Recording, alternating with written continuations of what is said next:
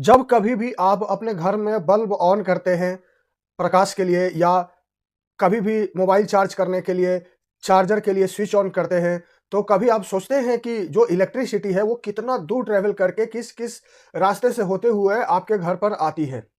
बिजली production house से लेकर, पावर प्लांट से लेकर, पैदा होने से लेकर, अल्टीमेट यूटिलाइजेशन होने तक, अल्टीमेट यूज़फुल वर्क में यूज़ होने तक, एक बहुत ही लंबी दूरी, एक बहुत ही लंबा रास्ता तय करती है। और उसी के बारे में आज हम लोग पढ़ेंगे कि वो कौन-कौन से रास्ते होते हुए हमारी इलेक्ट्रिसिटी हमारे पास आती है और हम लोग यूटिलाइज़ करते हैं।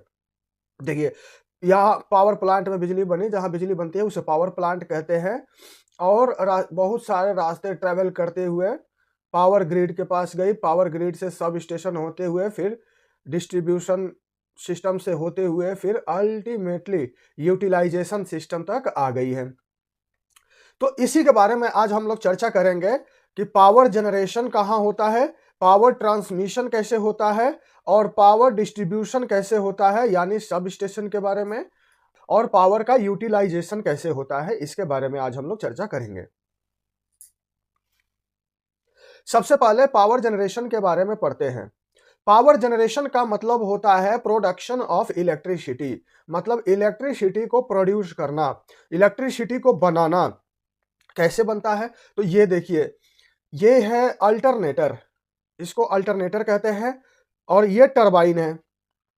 ये दोनों एक कॉमन शाफ्ट से आपस में अटैच है।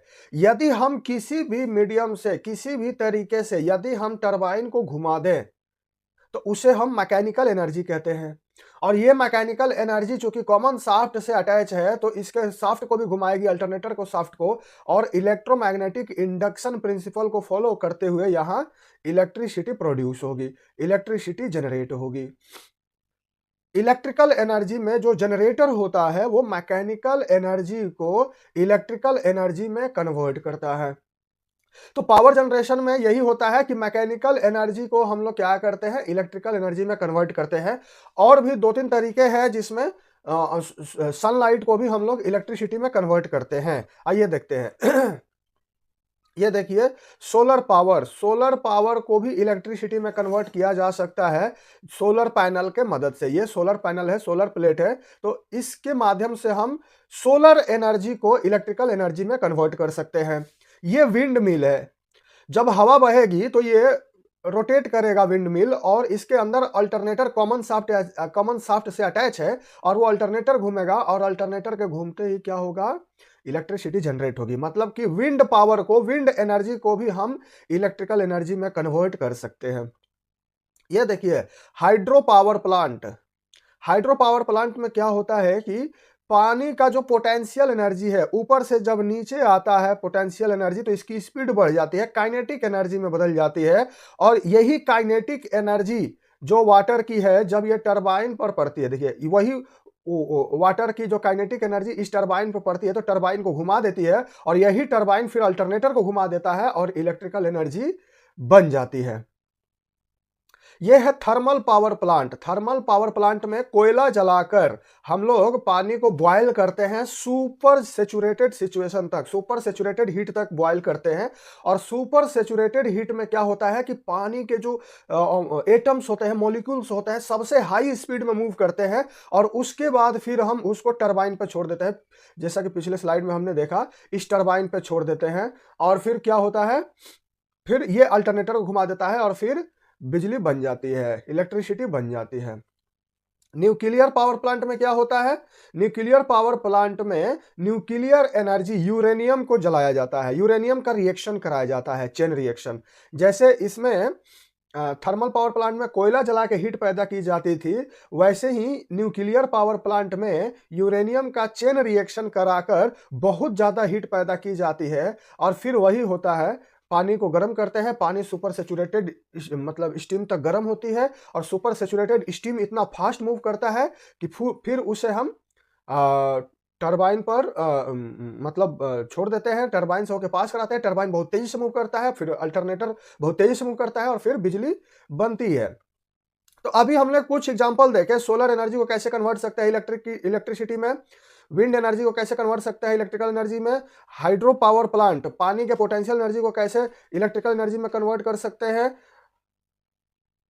थर्मल पावर प्लांट कोयले के केमिकल एनर्जी को हम कैसे कन्वर्ट कर सकते हैं इलेक्ट्रिकल एनर्जी में, और न्यूक्लियर पावर प्लांट यूरेनियम के एनर्जी को कैसे हम कन्वर्ट कर सकते हैं इलेक्ट्रिकल एनर्जी में। और भी कई तरीके से बिजली बना सकते हैं, जैसे जियोथर्मल पावर प्लांट होता है, जमीन के नीचे की जो हीट है उससे हम लोग बिजली बना सकते हैं। ओशन के अंदर जो पानी का करंट होता है, पानी बहता है, उससे भी हम लोग टाइडल इफेक्ट को हम लोग टरबाइन को घुमाकर बिजली बना सकते हैं। और भी कई रास्ते हैं बिजली बनाने के, लेकिन चूंकि उनका मेंटेनेंस कॉस्ट काफी हाई होता है, इसीलिए भारत में सबसे ज्यादा बिजली बनती है थर्मल पावर प्लांट से, उसके बाद हाइड्रो पावर प्लांट से, और फिर न्यूक्लियर पावर प्लांट से। अब सोलर पावर प्लांट का बहुत तेजी से मोटिवेशन मतलब प्रचार हो रहा है, लोग अपने घरों पे सोलर पावर प्लांट यूज कर रहे हैं, ज्यादा से ज्यादा बिजली बनाने की कोशिश कर रहे हैं, और गवर्नमेंट का भी बहुत सारा स्कीम आया हुआ है। तो ये था कि पावर जनरेशन कैसे होता है। अब हम देखते हैं कि पावर का ट्रांसमिशन कैसे होता है। पावर का ट्रांसमिशन करने के लिए पूरे भारत को, पूरे देश को एक पावर ग्रिड नेटवर्क से जोड़ा गया है। आप अपने गांव में भी ऐसे टावर देखे होंगे कि ये खेतों में लगे होते हैं ऐसे नेटवर्क। तो पूरे ग्रिड सिस्टम से पूरे भारत को जोड़ा गया है। इसमें पूरे भारत को, पूरे देश में कहीं से भी बिजली यदि प्रोडक्शन होगा तो वो कंपनी जो है, पार्टिकुलर कंपनी, चाहे एनटीपीसी हो या रिलायंस हो, कोई भी, वो लोग अपना प्रोडक्शन कॉस्ट में कुछ प्रॉफिट रखकर वो लोग बेच देते हैं पावर ग्रिड को, पावर ग्रिड के नेटवर्क को। अब पावर प्लांट में जो बिजली पैदा होती है वो 11 केवी की पैदा होती है। जो पावर प्लांट में बिजली पैदा होती है वो 11 केवी की पैदा होती है, लेकिन हम लोग ट्रांसमिशन के लिए स्टेप अप ट्रांसफार्मर का यूज करते हैं और बिजली को हाई वोल्टेज में कर देते हैं, इलेक्ट्रिसिटी को हाई वोल्टेज में कर देते हैं, और उसे 400 केवी तक पहुंचाते हैं उस वोल्टेज को, और उसके बाद हम लोग पावर ग्रिड को दे देते हैं, पावर ग्रिड से पूरे भारत में भेजते हैं। क्यों? क्योंकि जितना ज्यादा वोल्टेज होगा उतना ही लो करंट होता है, और जितना लो करंट होता है उतना ही कम पावर लॉस होता है। तो बिजली के लॉसेस को बचाने के लिए, बिजली बर्बाद होने से बचाने के लिए हमें मजबूरी में स्टेप अप ट्रांसफार्मर लगाकर हाई वोल्टेज करके उसे 400 केवी तक हमें पावर ग्रिड को देना पड़ता है, और पावर ग्रिड पूरे देश में नेटवर्क में भेज देता है। तो पावर ट्रांसमिशन में क्या होता है कि जब बिजली पैदा होती है तो हमारे घरों तक डायरेक्टली नहीं आती है, तो पूरे देश में वो पावर ग्रिड के माध्यम से पहुंचती है, और पावर ग्रिड में बहुत हाई वोल्टेज में भेजना पड़ता है लॉसेस से बचने के लिए, बिजली बर्बाद होने से बचाने के लिए। और वो कैसे वोल्टेज बढ़ाया जाता है? तो स्टेप अप ट्रांसफार्मर के मदद से वो वोल्टेज को बढ़ाया जाता है। स्टेप अप ट्रांसफार्मर की मदद से हम उसे 400 केवी तक पहुंचाते हैं, और इस पे ट्रांसमिशन होता है इलेक्ट्रिसिटी का। अब पार्ट 3 आ गया, पावर डिस्ट्रीब्यूशन। जो पावर ग्रिड है, पावर ग्रिड केंद्र सरकार के अंडर में आता है, सेंट्रल गवर्नमेंट के अंदर में, और वो अलग अलग डिस्ट्रीब्यूशन सिस्टम जो स्टेट गवर्नमेंट का है, स्टेट गवर्नमेंट का जो अलग अलग डिस्ट्रीब्यूशन सिस्टम है, तो स्टेट गवर्नमेंट को पावर ग्रिड बेच देता है डिस्ट्रीब्यूशन के लिए। अब चूंकि पावर ग्रिड के पास तो बहुत हाई वोल्टेज में बिजली रहती है, तो उसे हम स्टेप डाउन ट्रांसफार्मर की मदद से हम उसे वोल्टेज को डाउन करते हैं कि हम उसे यूजेबल वोल्टेज तक हम ला पाए उसे। After transmission electricity enters to distribution system, distribution system में आ जाती है बिजली। ट्रांसमिशन के बाद वोल्टेज को रिड्यूस किया जाता है स्टेप डाउन ट्रांसफार्मर की मदद से, और उसके बाद इसे सिटी में, शहरों में भेजा जाता है, विलेजेस गांव में भेजा जाता है, और घरों में भेजा जाता है। तो 400 केवी ट्रांसमिशन वोल्टेज है, 400 केवी से स्टेप डाउन करके 33 केवी में लाया जाता है। कोई कोई इंडस्ट्री में 33 केवी में भी दिया जाता है, फिर वहां स्टेप डाउन करते हैं, या 11 केवी में भी लाकर किसी इंडस्ट्री में दी जाती है, या फिर अल्टीमेटली 3 वोल्ट, अल्टीमेटली इंडस्ट्री को 415 वोल्टेज 3 फेज के लिए, 3 फेज सिस्टम जहां भी होता है वो 415 वोल्टेज पर चलता है, तो 415 वोल्टेज तक अल्टीमेटली स्टेप डाउन किया जाता है डिस्ट्रीब्यूशन सिस्टम में। मतलब डिस्ट्रीब्यूशन सिस्टम में हम 400 केवी इलेक्ट्रिसिटी को हम 415 वोल्टेज तक लाते हैं यदि 3 फेज है, तो यदि सिंगल फेज है तो हम 230 वोल्टेज तक लाते हैं। ये घरों के लिए हो गया, ये होम्स के लिए हो गया। घरों में हम 230 वोल्टेज देते हैं, हमारी गवर्नमेंट देती है, और कंपनी में 415 वोल्टेज देती है। जो 3 फेज सिस्टम होता है, 3 फेज मोटर या जो भी मशीनें चलती है 3 फेज सिस्टम पे, वो 415 वोल्ट पे चलती है। तो डिस्ट्रीब्यूशन में हम इलेक्ट्रिसिटी को स्टेप डाउन ट्रांसफार्मर से यूजेबल वोल्टेज तक लाते हैं और फिर वायर के माध्यम से, पोल के माध्यम से या केबल के माध्यम से हम पूरा डिस्ट्रीब्यूट कर देते हैं, इंडस्ट्री और घरों तक कनेक्ट कर देते हैं, मीटर तक पहुंचा देते हैं। जो मीटर बिजली को कैलकुलेट करता है कि कितना यूनिट मतलब कितना यूनिट हुआ, कितना कॉस्ट का बिजली उन्होंने एनर्जी यूज कर ली, उस मीटर तक हम डिस्ट्रीब्यूशन सिस्टम के माध्यम से इलेक्ट्रिसिटी को पहुंचा देते हैं। Distribution is the final stage that delivers power to consumer, मतलब कंज्यूमर के मीटर तक हम डिस्ट्रीब्यूशन सिस्टम के माध्यम से बिजली को पहुंचा देते हैं। नेक्स्ट हमारा पार्ट हो जाता है यूटिलाइजेशन। अब हमारे मीटर तक बिजली आ चुकी है। Power utilization means using electrical energy for useful work.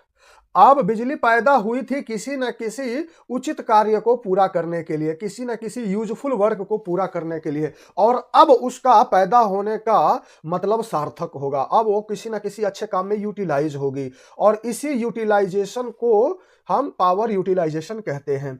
जैसे यदि हम बल्ब लगा देते हैं तो वो इलेक्ट्रिकल एनर्जी लाइट एनर्जी में बदल जाती है और हमें प्रकाश की जरूरत पड़ती है, लाइट की जरूरत पड़ती है, तो ये यूटिलाइज हो जाती है इस काम में। वही बैटरी चार्ज कर देती है यदि मोबाइल की, तो एक यूजफुल वर्क में यूटिलाइज हो जाती है। वही इलेक्ट्रिसिटी यदि मोटर को रोटेट कर देती है, मैकेनिकल एनर्जी जनरेट कर देती है, तो इसके मैकेनिकल एनर्जी से हम कोई ना कोई गाड़ी चला लेते हैं या कोई ना कोई पंप चला लेते हैं, कुछ ना कुछ हम यूटिलाइज कर देते हैं। वही इलेक्ट्रिकल एनर्जी ट्रेन को भी चलाती है। तो अल्टीमेटली पावर का यूटिलाइजेशन मतलब कंज्यूमर तक बिजली पहुंच जाती है, यूजफुल वर्क को कर पाती है। जैसे लाइटनिंग के लिए हो गया, इंडस्ट्री में बहुत सारे काम के लिए बिजली यूज होती है, ट्रांसपोर्टेशन के लिए बिजली यूज होती है, इलेक्ट्रॉनिक्स के बहुत सारे काम जैसे मोबाइल वगैरह के लिए बिजली यूज होती है, मोटर को चलाने के लिए बिजली यूज होती है। HVAC system, heating ventilation and air conditioning system, जो बड़े बड़े कंपनियों में AC का काम करते हैं या हीटिंग का काम करते हैं, उनको भी ऑपरेट करने के लिए, HVAC सिस्टम को भी ऑपरेट करने के लिए इलेक्ट्रिसिटी का यूज होता है। तो अल्टीमेटली यूजफुल वर्क जिस तरीके से हम करते हैं उसे पावर का यूटिलाइजेशन कहते हैं। जितना अच्छे तरीके से हम इलेक्ट्रिसिटी का यूज करेंगे उतना ही अच्छे तरीके से हमारे देश का डेवलपमेंट उतना ही तेजी से होगा। तो हमें इलेक्ट्रिसिटी को कम बर्बाद करना होता है ताकि देश हमारा ज्यादा से ज्यादा तरक्की करे और यूटिलाइज हो बिजली। अब लॉसेस एंड सेफ्टी, कई तरीके से पैदा होने से लेकर अल्टीमेटली यूटिलाइजेशन तक बिजली कई तरीके से नुकसान हो जाता है। बिजली का मतलब इलेक्ट्रिसिटी का ट्रांसमिशन में भी कुछ लॉसेज होते हैं, हालांकि हाई वोल्टेज करके हम लॉसेज को बचाने की कोशिश करते हैं, लेकिन फिर भी कई तरीके के कोरोना डिस्चार्ज और तमाम तरीके के लॉसेज हैं जो कि पावर ट्रांसमिशन में भी होता है। ओवरलोडिंग यदि हमारा सिस्टम हो जाता है उसमें भी कई तरीके से नुकसान होता है। ओवरलोडिंग में वोल्टेज बहुत डाउन हो जाता है तो फिर मशीनें हमारी चल नहीं पाती है, तो हमारे अल्टीमेटली इलेक्ट्रिसिटी का नुकसान होता है। पुअर मेंटेनेंस में बहुत सारे वायर कनेक्शन जहां होते हैं वहां हीटिंग इफेक्ट हो जाते हैं और फिर हमारा वायरिंग सिस्टम पूरा जल जाता है और इलेक्ट्रिसिटी का बहुत ज्यादा नुकसान हो जाता है, शॉर्ट सर्किट हो जाता है। तो इसीलिए हमारे लॉसेस को बचाने के लिए क्या क्या सॉल्यूशन है, हमें सॉल्यूशन को बड़ी ध्यान से समझना चाहिए। प्रॉपर सिस्टम डिजाइन, जो हमारा सिस्टम है हमें कितने किलो वाट की जरूरत है, कितने mm का केबल चाहिए, कितने डिस्टेंस पे कितना वोल्टेज ड्रॉप होगा, ये सब देखते हुए कौन सी सेफ्टी डिवाइस लगी होनी चाहिए, कौन से स्विच गियर डिवाइस लगनी होनी चाहिए, वो सब देखते हुए हमें प्रॉपर नेटवर्क डिजाइन करना चाहिए।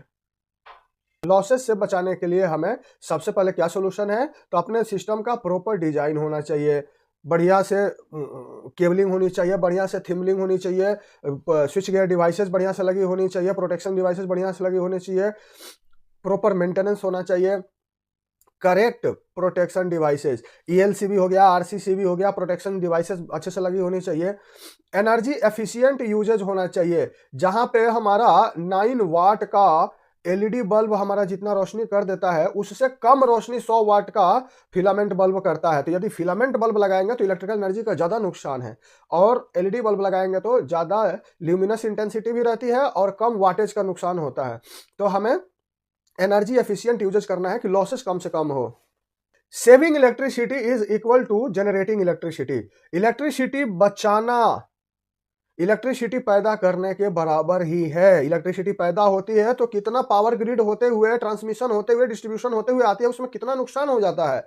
लेकिन यदि हम घर पे बिजली बचा देते हैं तो उसी बिजली को कहीं ना कहीं यूजफुल वर्क में यूज हो जाता है और हमारा देश कहीं ना कहीं नुकसान से बचता है और तरक्की को प्राप्त करता है, तरक्की होती है देश की। तो इसीलिए हमें सेविंग, इलेक्ट्रिसिटी को ज़्यादा से ज़्यादा सेव करना चाहिए। फालतू का टीवी चला के नहीं छोड़ देना चाहिए, फालतू का फैन चला के, एसी चला के नहीं छोड़ देना चाहिए। यदि ईवी चला रहे हैं तो ईवी को भी ध्यान से चलाना चाहिए कि जितना यूजफुल हो तभी मशीन को ऑन करें, गाड़ी को ऑन करें।